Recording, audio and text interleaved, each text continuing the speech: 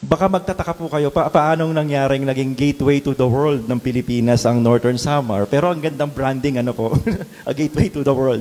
Dahil noong panahon ng galleon trade, kung familiar po kayo sa galleon trade, from 1565 to 1815, nakasentro ang mundo sa galleon trade. At ang palapag, ang Northern Samar na dating tangalan ay Ibabaw, especially ang area ng Palapag at ng Lawang, ang laki ng role niya, no, sa kasaysayan ng galleon trade. So, itong mapang nakikita po ninyo ay iconic na mapa ito na ginamit noong nanalo tayo sa The Hague, no, para sa pag-claim natin sa Scarborough at sa Spratly. Ito yung Murillo map, no, ng 1734. Mapapansin po ninyo, nandito yung Samar, no? Ituro nyo, pansin nyo naman po kung nasaan ang banda ang Samar. At pansinin po ninyo na may isang galyon na papasok sa Samar, no? Kung bakit hindi po yan sinadya ni Murillo, ni Father Murillo Velarde, dahil ang mga barko ng galyon hindi pwedeng pumasok ng Pilipinas basta-basta nang hindi magdadak o tutungo ng Palapag. Hindi rin po pwedeng tumawid ng Pacific papuntang Mexico ang mga galyon nang hindi dumadaan ng Palapag. At ito po ang Palapag noong 1792. Mapapansin po ninyo, ito po ay sa may area ngayon ng Lawang dahil ang Lawang ay dating bahagi ng Palapag. At yung nakikita po ninyo ngayon, yan po yung mga isla, mga rock formation ng Lawang. At mapapansin po ninyo, nandyan yung mga galyon. No? Ito ang, I think, ang pinaka-earliest depiction ng Northern Samar na may mga galyon. Ano? Again po, ito ang ruta ng galyon sa kahabaan ng, sa kalawakan ng Pacific Ocean. At mapapansin ninyo, Acapulco to the Philippines, hindi agad dumidiretso ang mga barko sa Maynila. Although ang pangalan ng galleon trade ay Manila Galleon Trade. Ano po? Hindi naglalanding technically sa Maynila ang mga barko ng galyon. Maglalanding sila sa tinatawag ngayong Cavite City, no? Na ang dating pangalan ay Cavite Puerto. At kung inyo pong babalikan, di ba meron tayong araw ni Sumuroy, no? So, nagkaroon ng Sumuroy Revolt noong 1650s. Nang dahil sa tumutol ang mga tagapalapag sa patuloy na pagbitbit ng mga Kastila sa mga boat builders, ship builders ng Samar patungong Cavite. Dahil ship builders ang mga ninuno po ninyo. At ang pinaka-finest na mga karpentero, tagagawa ng mga barko, kinukuha ng mga Kastila para gumawa ng mga galyon sa Cavite Puerto, sa Cavite City. At tumutol na si Sumuroy. Teka, ba't nyo kami laging ina-uproot dito? Kung gusto nyong gumawa kami ng barko, dito nyo dalhin, dito nyo gawin, dito natin gawin. Pero ayun, so dahil sa patuloy na sa pilitang paggawa, no, yung polo e serbisyo, tumutol ang mga taga-Samar, especially mga taga-Palapag, at nagkaroon ng Sumuroy Revolt. At sa kasaysayan ng Pilipinas, critical ang Sumuroy Revolt dahil hindi lang mga taga-Palapag ang dinamay ni Sumuroy sa revolt na to. Pati mga Bicolano, mga taga-parte ng Dinagat Island. So ito yung kauna-unahan sa kasaysayan ng Pilipinas na ang revolt, ang pag-aalsa, ay hindi lamang lokal. Dinamay niya pati iba pang mga kultura sa Bicol hanggang Mindanao. So ito na yung unti-unting pagbubuo na hindi tayo kanya-kanya. Tayo ay iisa ang ating problema, iisa ang ating experience, so iisa kalaban natin. At pinatunayan niya ng Sumuroy. At unti-unti, ang mga revolts, simula Sumuroy Revolt, ay ganun na ang template. Hindi natin kaya lang yan na tayo-tayo lang. Kailangan nating maghatak pa ng ibang kultura, iba pang ethnic groups para labanan ng mga Kastila. So yan ang isang sa mga legacy ni Sumuroy sa Philippine history. Pero may connection yan sa galyon. Dahil tumutol nga ang mga taga-Palapag sa patuloy na pagtatanggal, no, paglilipat ng mga taga-Northern Samar patungong Cavite. Kaya pag nakita po ninyo ang mga lumang dokumento ng Cavite history, ng kasaysayan ng lalawigan ng Cavite, kabilang ang mga taga-Palapag sa mga tao na ini-identify talaga sa history ng Cavite. Hindi nga taga-Samar, hindi nga taga-Ibabaw, hindi Waray ang tawag.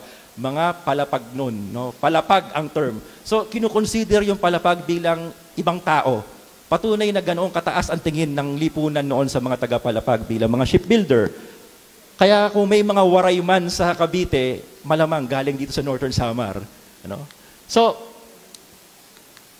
ito po ang ruta pagpalabas na ang mga galyon sa Pilipinas. Dadaan yan sa Masbate, papuntang Sorsogon, ayan, yung area ng Allen, saka ng Matnog, at again, hindi po dediretso ng Mexico ang mga barko. Sila po ay dadaong muna sa Palapag. At kung bakit sila sa Palapag dumadaong, mamaya malalaman natin, at tinan nyo po, actually papuntang Japan ang mga galyon, paakyat. Kasi sinusundan nila yung hangin. No? And then pag naman galing na ng Mexico, papunta na ng Pilipinas, ang mga galyon, again, hindi dumediretso ng Cavite. Dadaong muna lahat sa Palapag. No? At ito po, para ma-identify natin, nasaan ba yung Palapag na yan, na puerto. Ito yung mga early descriptions ng puerto ng Palapag. Sa panahon na to, wala na ang galleon trade. Tapos na ang galleon trade. Dahil hanggang 1815 lang ang kalakalang galleon. Dahil ang Mexico po ay lalaya na. Magiging bansa na.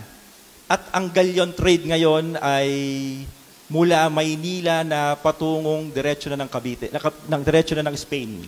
Dahil wala nang Mexico, wala nang purpose. Ba't tayo magkakaroon ng Acapulco, Manila galleon trade? Dahil wala na ang Mexico. At yun ang dahilan kung bakit unti-unting nawala yung role ng Northern Samar sa world history. Dahil nailipat na totally sa Manila Bay ang mga barko. Wala nang purpose yung Palapag, technically. Dahil sa pagkatapos, lumaya ang Mexico. No? So, kapag inaral nyo po, nasaan ang historic na Puerto de Palapag? No? Mansinin po nyo, walang G yung Palapag dito kasi yung mga Kastila, sensitive sa G. Minsan, tinatanggal nila yung G. Minsan, nami-mispronounce nila yung G. Kaya yung mga lugar sa Pilipinas na nag-e-end sa G, nagiging ke ang pronunciation. Like for example, yung Palanyag, yung L at R, nagpapalit siya, nagiging Paranyak. Paranyake. So yung Paranyake ay Palanyag. No? Sa kaso ng Palapag, hindi naging Palapake ang Palapag. Ano? Patunay na mas nangibabaw yung boses ng mga katutubo rito, ng mga Waray. Ito ang pangalan namin. At hindi nyo sinunod kung paano i-pronounce ng mga Kastila ang Palapag. So technically po, ang malaking portion ng historic na puerto ng Palapag ay nasa Lauang ngayon. No? Sa Lauang. Ayan, yung Patag Island. Yan. Ito pa po yung isa sa mga description ni Father Jose Algue, no? About the puerto ng Palapag. Ayan. So talagang sa Lauang talaga siya halos. Pero bahagi pa rin ng kasaysayan ng Palapag, no? Wag nating kalimutan yung Lauang, no? Sa pagtukoy sa kasaysayan ng Palapag. So ito po ang Lauang. So nandito ang Palapag, no? Kung mapapansin po ninyo, pumapasok ang, sorry, hindi gumagana yung pointer, no? Pumapasok ang mga galyon dito sa loob, no? Dadaan ng Kahayagan at ng Patag. Bakit? Kapag kasi may bagyo, yung mga rock formation ng Batag ang humaharang sa malalakas na hangin. Kaya technically, ligtas ang mga galyon, nakatago sa mga rock formation ng Batag. So dyan umiikot ang mga galyon. So again, pag ini-imagine ninyo ang Manila Galleon Trade, huwag niyong kalimutan na mayroong Palapag. Dahil wasak-wasak, no? Durog-durog ang mga galyon kung wala itong kalikasan, itong natural heritage ng Palapag at ng Lauang. Napaka-strategic din ng lokasyon ng Northern Samar dahil itong dagat na nakikita ninyo from here, ito ay isa sa mga, saan nga bang hotel to, Carl? Ha? Sa Miko-Miko, no? Kitang-kita na yung Mayon, Bulusan, San Bernardino, dahil yung Mount Mayon, ay ang natural na landmark ng mga galyon na malapit na sila, papasok na sila ng Pilipinas. No? Kaya yung dagat ng Northern Samar ay, of course, with Bulusan, with Sorsogon, no? Ay na-witness niya ang 250 years na world trade. No? Kung paano nabago ng galyon, ng galleon trade ang mundo, na-witness yan ng mga taga-Palapag, ng mga taga-Northern Samar. No? At kung bakit Palapag, nabanggit ko na nga na may natural harbor siya na kaya niyang protektahan ng mga barko. At bukod dito, ito na yung huling lugar ng Pilipinas na dahil ilang buwan ang pagtawid sa Pacific, yung mga kahoy ng kagubatan ng Northern Samar ay suitable sa pagre-repair ng mga barko. Kasi nga gawa sa kahoy ang galyon. At yung mga tubig, pangkarga ng tubig, pangkarga ng kung ano-anong prutas, ng mga pagkain, dito na kinukuha sa Northern Samar. So again, binusog din natin, sinustain din natin ang galyon sa pamamagitan ng mga pwedeng makuha sa kagubatan ng Samar. So, nabanggit ko kanina si Sumuroy, nasanay na ang mga taga-area ng Palapag sa pag-repair, hindi lang ng mga maliliit na bangka, kundi ng malalaking galyon. Ang tanong, meron pa bang boat building tradition sa Northern Samar?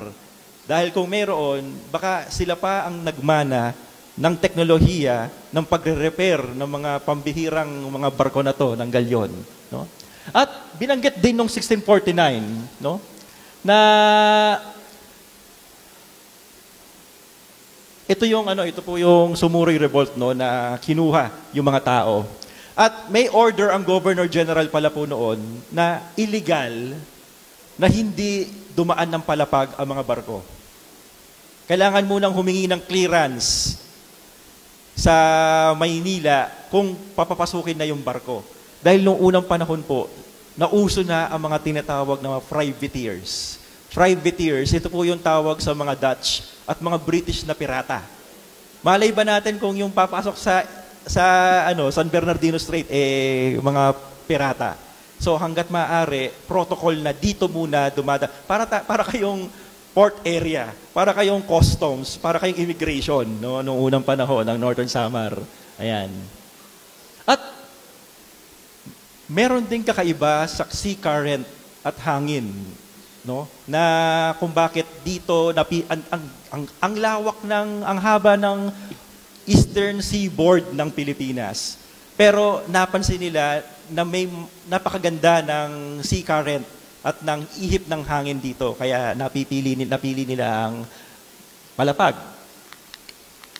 And then ito po ay ilang mga milestones sa kasaysayan ng mundo na may kinalaman ng Palapag.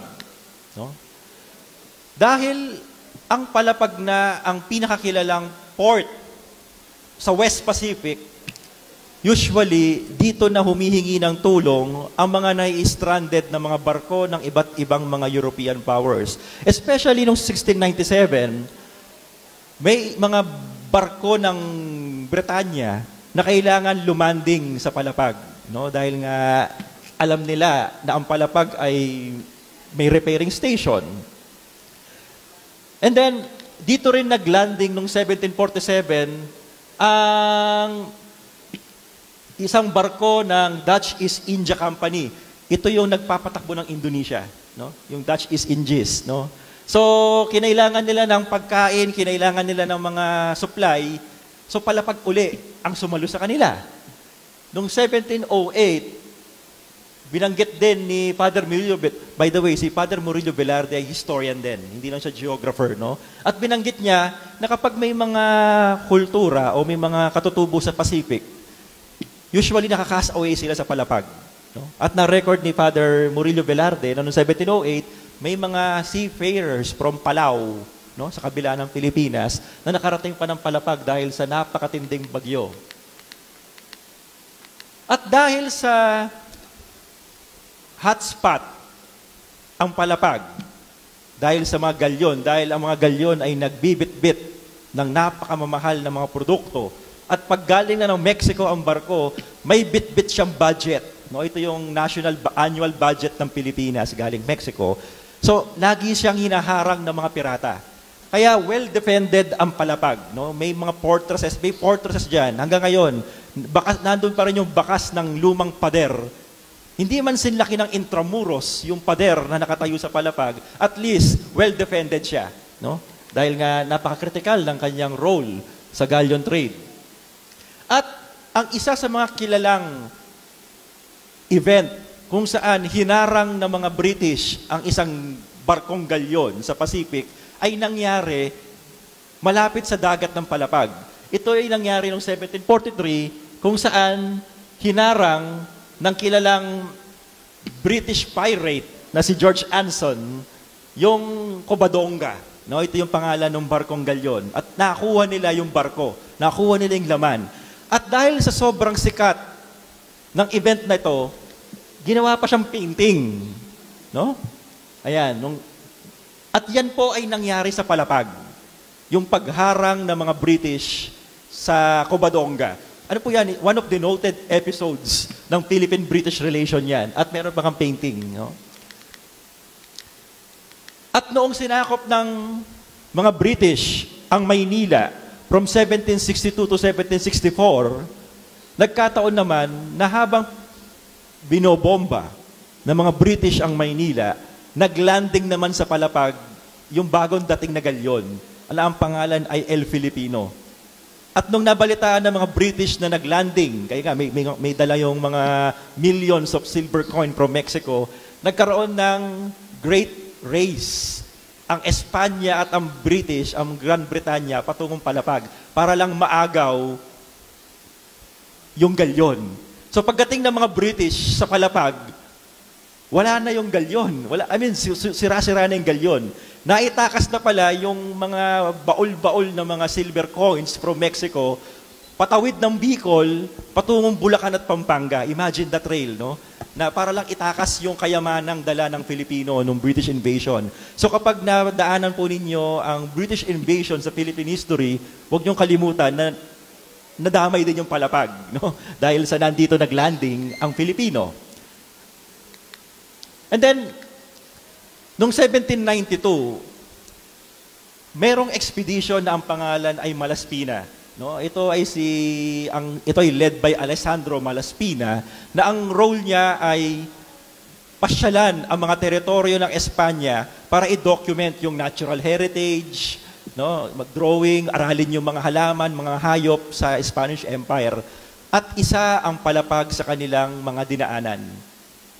At isa pa sa mga significant events ng pagbisita ng Malaspina Expedition, scientific expedition sa Palapag, naghanap sila ng napakataas na lugar sa Palapag, sa Northern Samar, at nagtayo pa sila ng observatory. No? Ang tanong ngayon, saan kayang parte ng Northern Samar, ng Palapag, yung observatory na yan? No? So ito pong drawing na to ay drawing ng isa sa mga artist na bit-bit ni Malaspina, no, noong 1792. So na-drawing niya pa yung paano sila papasok ng Palapag. Okay po, bilang pagkatapos, nawala man ang Palapag sa tinatawag nating national scene, no? Eksena ng bansa, kung saan dapat, kung talagang nagtuloy-tuloy lang yung galleon trade, sana syudad na ang Palapag. Dahil talagang kakaiba, no? Kung meron mang mga lugar sa Pilipinas na very privileged, yan ang Northern Samar. Nang dahil nga lang sa mga pangyayari, dahil naging malaya na ang Mexico, naputol yung trade. No? At mapapansin ninyo, sa kasalukuyan, wala nang halos dumadaan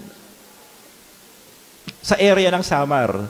Pero long before, no, dito lahat nakasentro halos ang galleon trade sa Palapag. At ito rin po ang reason kung bakit there was a point in time na ang Palapag ay ang matandang capital ng Northern Samar. No? Dahil doon talaga ang sentro ng lahat. Ng religion, ng Catholicism sa Samar, ng economics, lahat, pati ng politika. No? Wala pa tong Katarman na to, wala pa noon. Dahil napaka-interior ng Katarman. No? So, at noong early 2010s, in-honor ng National Historical Commission of the Philippines ang Palapag at binigyan niya ng historical marker. No? Bilang pagkilala sa role niya sa galleon trade. At ito'y makikita ninyo ngayon sa area na to ng Palapag, no? Kung napasyalan nyo na. So, yun lamang po at maraming salamat.